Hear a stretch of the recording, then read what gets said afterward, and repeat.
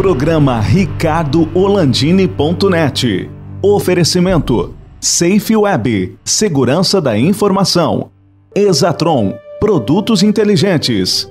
Finger Móveis Planejados, o design europeu com a precisão alemã. E Restaurante Prince. Apoio D1 Telecom, a internet mais rápida do estado. E Publivar On.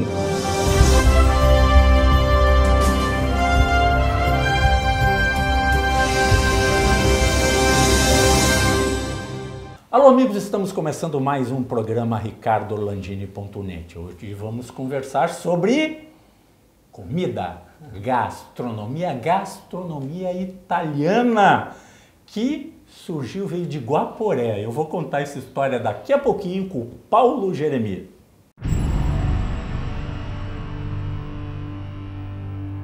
Auto Center Pedroso, uma oficina completa para cuidar do seu carro. Manutenção corretiva e preventiva para veículos e utilitários de todas as marcas nacionais e importados. Com profissionais qualificados, equipamentos atualizados e atendimento personalizado. Faça uma revisão completa. Comprove a eficiência e a qualidade dos nossos serviços. Auto Center Pedroso. Tradição, confiança e proteção você encontra aqui.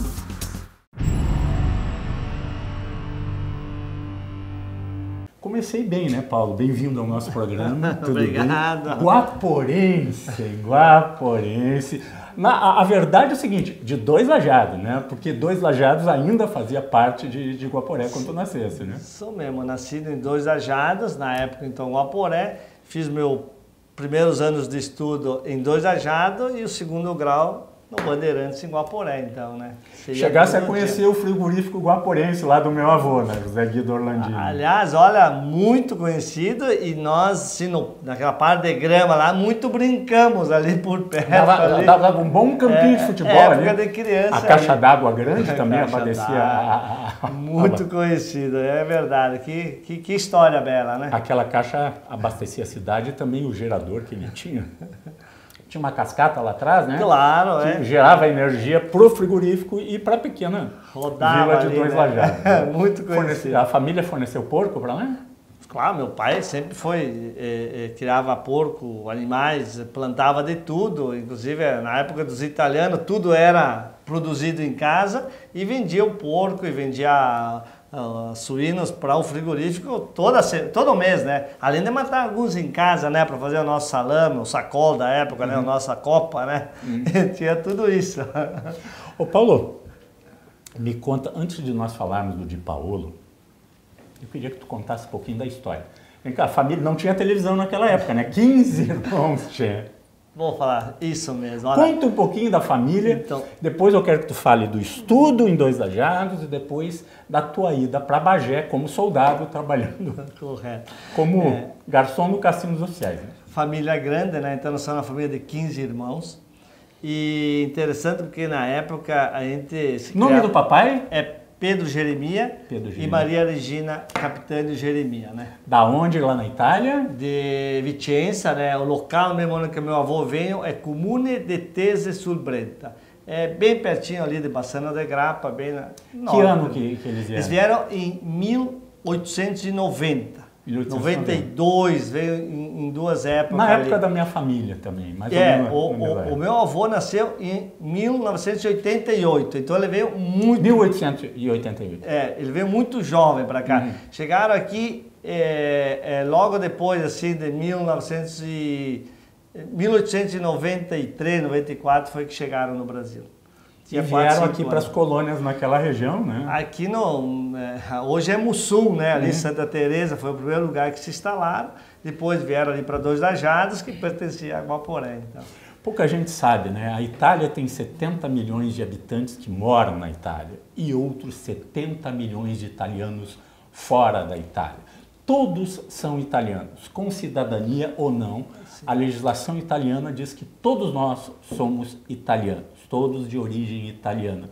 E esses 70 milhões, muitos deles estão adquirindo a cidadania italiana e vivendo na Europa e até lá na própria Itália, né? E aqui no Brasil tem muita gente, Rio de Janeiro, Espírito Santo, São Paulo, Santa Catarina. Aqui na região de Santa Catarina Oeste, muito. A família Jeremias faz encontro da família. Tem em torno de 1000 Jeremias que moram nessa região de Santa Catarina e outros 1000 aqui no Rio Grande do Sul. E tem galeto para todo mundo? Todo mundo é de origem italiana, né? Tem galeto e vão produzir mais galeto. Nós estávamos falando da família, então, de 15 irmãos. Imagina como é que era uma mesa, né? E todo mundo se criamos junto, né? Porque ainda que você nascia em casa, sabe? Aquela época bem tradicional. A parteira em casa. O parto, E desses 15 irmãos, 2 até são padres, né? Estudaram e são padres carlistas. Na verdade, o pai teve 2 casamentos, ficou viúvo com 10 filhos, depois teve mais 5. Mas 15 irmãos. Não desistiu dos filhos, né? Não. Mais 5. É interessante que tudo se produzia em casa, os mantimentos, e a inteligência do conhecimento era armazenar, guardar tudo que durava o ano todo. O grão, a semente, ou se fazia toda aquela estrutura em casa de produzir certinho e se sabia como armazenar. Não tinha energia elétrica, eu saí de casa com 18 anos e não tinha energia elétrica até os 18 anos, então tinha esse conhecimento. Mas tinha outro negócio que era muito importante, a gente aprendia a fazer as coisas com a mão, era a teoria que eles sabiam dar, ou no colégio e tal, mas em casa se comprava a enxada e o cabo nós aprendíamos a fazer, sabe? Para lavrar se comprava o arado e toda a estrutura nós fazíamos. Então o pai sempre ensinou nós a fazer as coisas e pegar o conhecimento. Isso foi muito importante para o nosso desenvolvimento, sabia? É uma coisa muito interessante, pegar esse aprendizado. Com 16, 17 anos, tu te alistasse lá obrigatoriamente, tinha que se alistar em Guaporé, te alistasse lá e fosse chamado para Bagé, um pouquinho longe, né? Lá na fronteira. O de Guaporé serviu em Bagé. E o que tu fez lá? Foi um ano que... Os primeiros 2 meses, 3 de quartel é aquele negócio, né? De aprender, de fazer toda aquela ordem unida e aprender e campo e tudo. E aí depois dessa formação, depois do terceiro mês, eu fui chamado para trabalhar definitivamente no Cassinos Oficiais. E foi aí então que foi o meu aprendizado, que eu aprendi a trabalhar de garçom, com o curso que eu tive lá, pelos cabos do próprio exército e tal. Aprendi a técnica de garçom e trabalhei todo o restante do ano no Cassinos Oficiais, onde saí de lá assim, sabendo bastante como atender uma mesa, inclusive lá também muita coisa a gente no dia a dia também produzia ali de comida mesmo, né? Fazia para os oficiais muita coisa. Mas o principal foi o curso de garçom, que me rendeu muito na volta de lá. Que ano era isso? Isso foi nos anos 80. Anos 80. E aí foi quando eu voltei, tinha a época dos grandes fluxos da Argentina que vinha para as praias brasileiras. Eu fui numa excursão para a praia, e é bem interessante, eu vi aquele movimento todo, eu digo, vou procurar um emprego de garçom aqui, e o emprego eu encontrei, só não tinha dinheiro para comprar a roupa para trabalhar, que na época tinha que ter a roupa, a camisa, o sapato, e um amigo me emprestou R$312 para começar a trabalhar de garçom. Foi dali que iniciou a minha independência e poder depois trabalhar vários anos de garçom, e depois vamos falar do que é o de Paolo, mas foi no início assim, bem... Por isso que eu digo que todo mundo pode empreender, desde que aprenda a fazer aquele ofício, aquele core business dele, ele tem que dominar. Dominando isso, ele pode empreender. Ô Paulo, hoje os caras entram, os jovens querem trabalhar, querem ganhar mais que o dono, querem trabalhar menos, né? Tudo tem uma complicação, né? E a gente é de outra época, onde o trabalho era muito valorizado e quem trabalhou, empreendeu, tem várias pessoas de sucesso que vieram do nada, né? As nossas famílias italianas, para quem não sabe, muitas delas vieram miseráveis, se morria de fome na Europa. Não tinha o que comer, né? Depois das guerras napoleônicas, aquele problema todo na Europa, o pessoal ganhou colônia aqui e veio embora, né? E aqui eles sofreram muito, não foi nada assim fácil, né? Nós sabemos... Até porque o governo não é de hoje, né? Já naquele tempo não cumpriu o que tinha prometido para os colonos. Foi assim no trabalho que eles venceram, no conhecimento, na insistência e no trabalho. Hoje, como você fala, a nossa juventude, ela quer muito rápido, ela é muito imediato, é apertar o botão e achar que tudo acontece. E assim, ó, a gente hoje ainda insiste muito em ensinar jovens, todas as nossas casas, os restaurantes, a gente insiste muito em construir jovens que aprendam a fazer. Uma pena que muitos, eu acredito que podiam ficar mais tempo e aprender mais, sabe? Em pouco tempo já eles acham que sabem, já querem ir para outro lugar, já querem ganhar mais. E sabem que o mercado ele tem sua normativa, né? Mas muitos se perdem. Eu acho que tem que insistir mais, tem que tomar um conhecimento mais de propriedade do conhecimento e acertar aquela estrada dele, aquele core business, o que é para eles fazer, assim, insistindo. E a gente torce que haja também essa compreensão dos jovens hoje de insistir mais, de ter mais paciência e não ser tão imediato. É que assim, a gente vê alguns acertar, né? É um jogador de futebol que estoura, é um cara que cria uma startup e um negócio e estoura financeiramente, tudo, mas nós vemos que são muito poucos, né? Para o número de jovens que temos, né? Ô Paulo, me diz uma coisa, o mercado forma... Tu aprendesse no exército e com a família lá, mas principalmente no exército, tá acreditando a tua formação como garçom e aprendeu essa base de um restaurante, como é que funciona no quartel, tá? Nos anos 80. O mercado forma, tem escolas, tem universidade para esse pessoal, para trabalhar em restaurante, para trabalhar no ramo hoteleiro, essas coisas? Não, existe?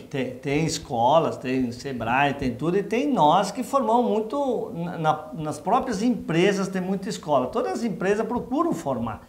Nós somos um exemplo muito claro disso, né? Que hoje nós temos vários sócios franqueados, né? Vários franqueados dentro do nosso que a gente só pega quem se forma dentro. Nós temos 16, mais umas 18 pessoas que cresceram de lá, começar lá de churrasqueiro, como foi meu irmão, ou de garçom, até copeiro, para depois ir a garçom, caixa, recepcionista e gerente de lá. E hoje eles têm a própria franquia, o próprio negócio. Quer dizer, tem oportunidade de aprender e crescer. Isso é uma dedicação, é também encontrar o seu projeto de natureza, que é fazer isso mesmo, mas tem formação hoje, em todas as casas, hoje eu vejo em São Paulo também, todo mundo tem um programa de desenvolvimento. Só que tem uma certa paciência, tu começa lá, copeiro, garçom, maître, gerente, para ter até a possibilidade de empreender, né? O que depende muito é desse esforço, desse sacrifício que tem que ter lá do início, né?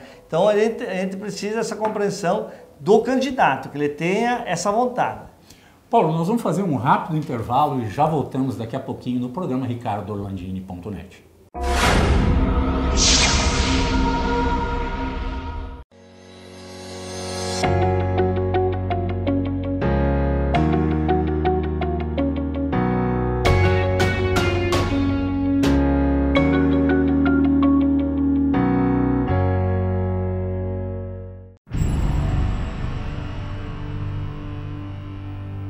Estamos conversando com Paulo Jeremia, da Rede de Paulo. Nós vamos falar agora um pouquinho desse empreendimento. Lembrando que se eu não falo, Paulo, outro empreendedor aqui, Roberto Aguiar, ele não faz o Lower Third. Tem que ter aqui o Lower Third, um bannerzinho, HP Vídeo, a gente faz vídeo, casamento, batizado, tá, formatura, tudo, etc. Mas ele não faz o Lower Third, mas eu faço a propaganda.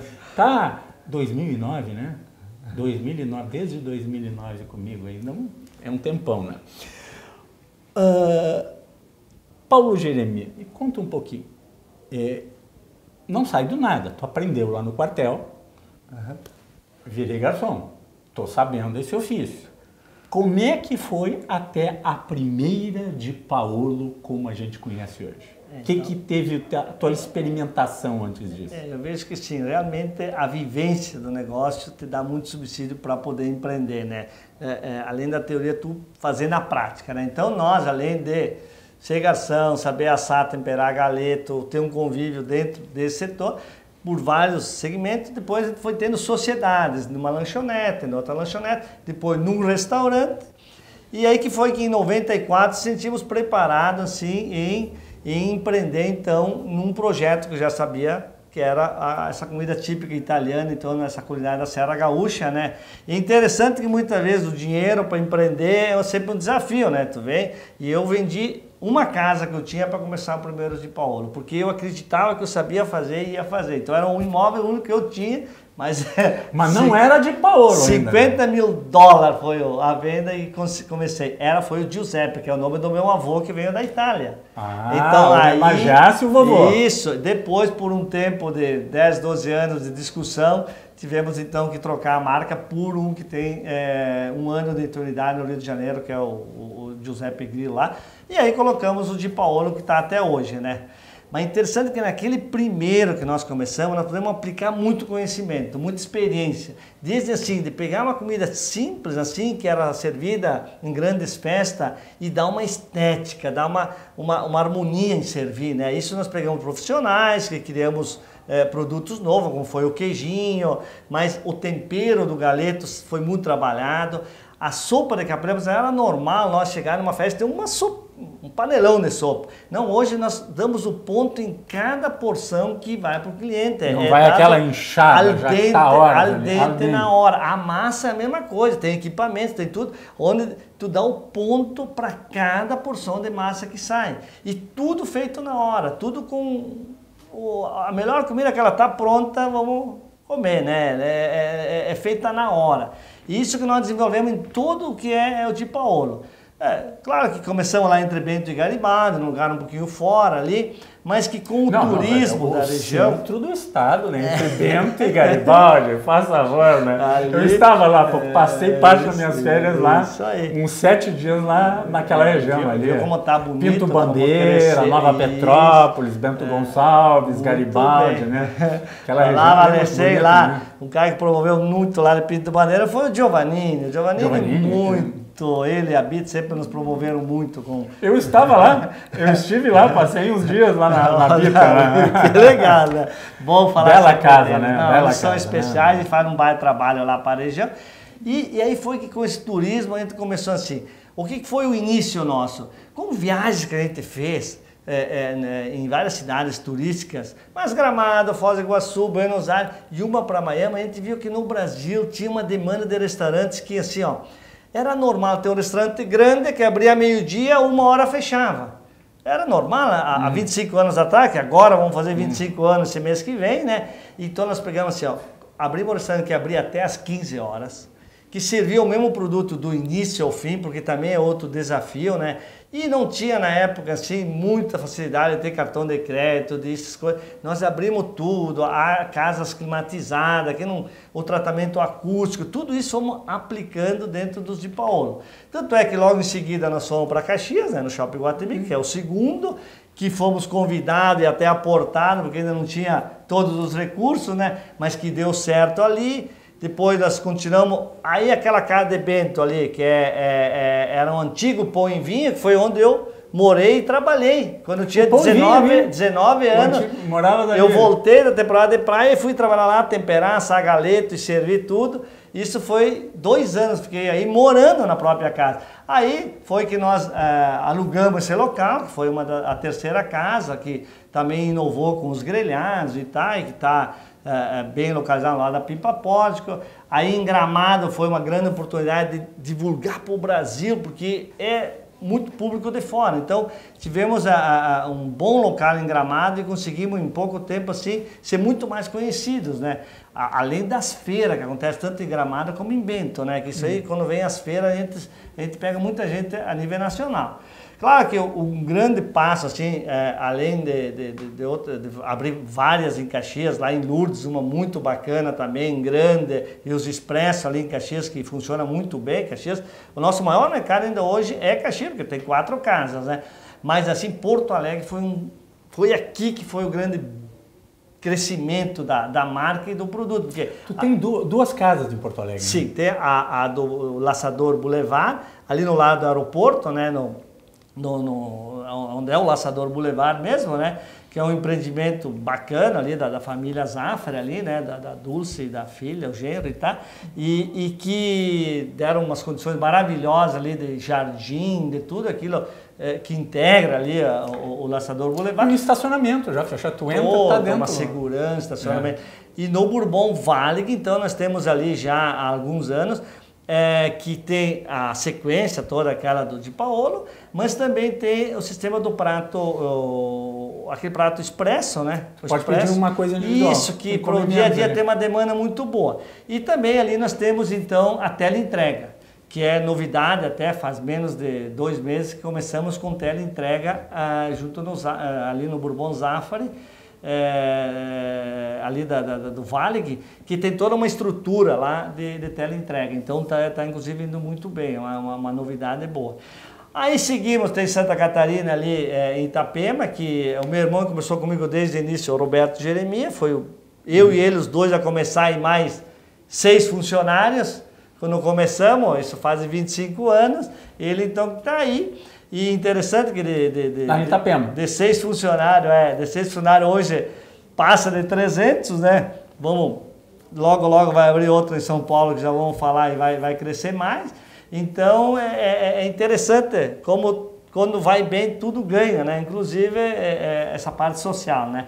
E São Paulo, que eu acredito que a gente fez uma boa parceria lá com o Jandir, que é meu sócio lá. Ele era presidente da Fogo de Chão antes. Eu conheço o Jandir.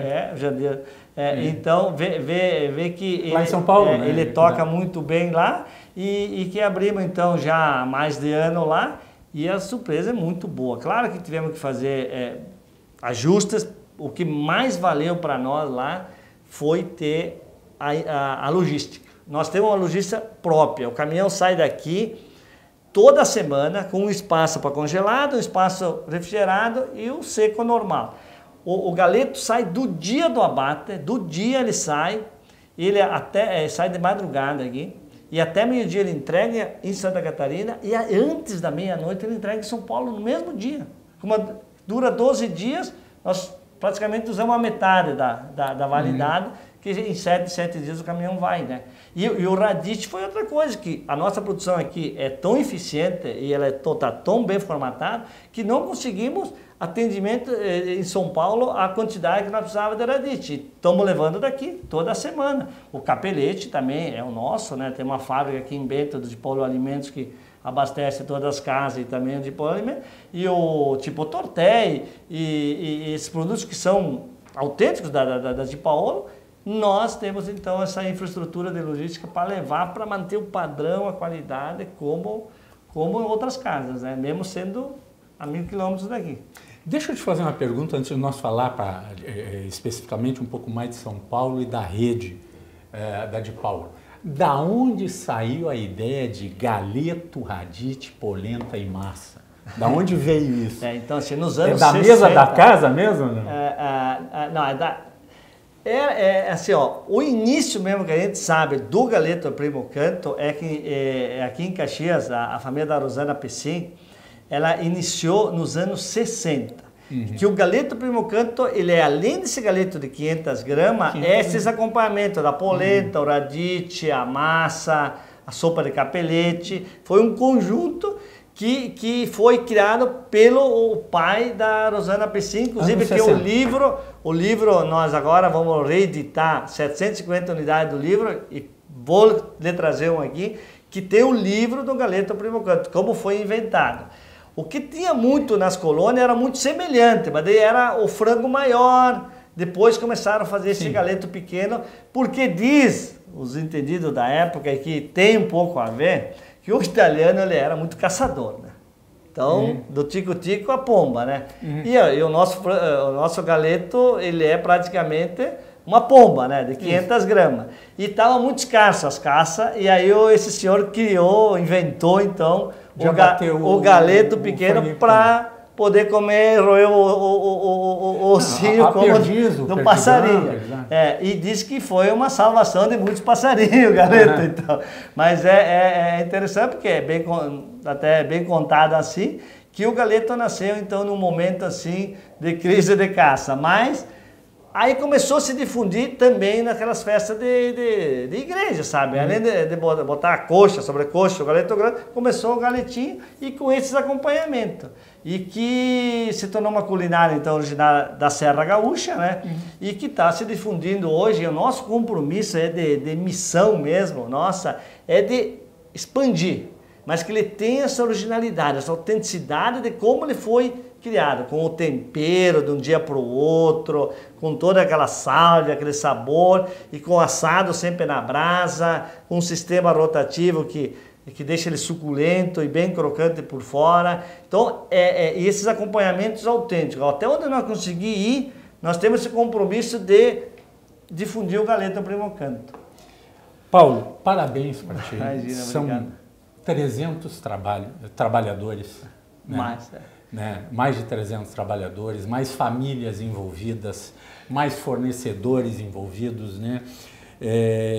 Isto é uma coisa que as pessoas têm que valorizar mais. O empreendedor, quem gera o emprego não é o governo, gente. É o empreendedor que gera o trabalho para os outros. Se eu te falar de radite, são 9.000 quilos de radite ano. Quantas pessoas trabalham isso? Olha só, produzido lá. O capelete, então, é 30.000 quilos mês. Que tem uma indústria lá, são várias pessoas trabalhando.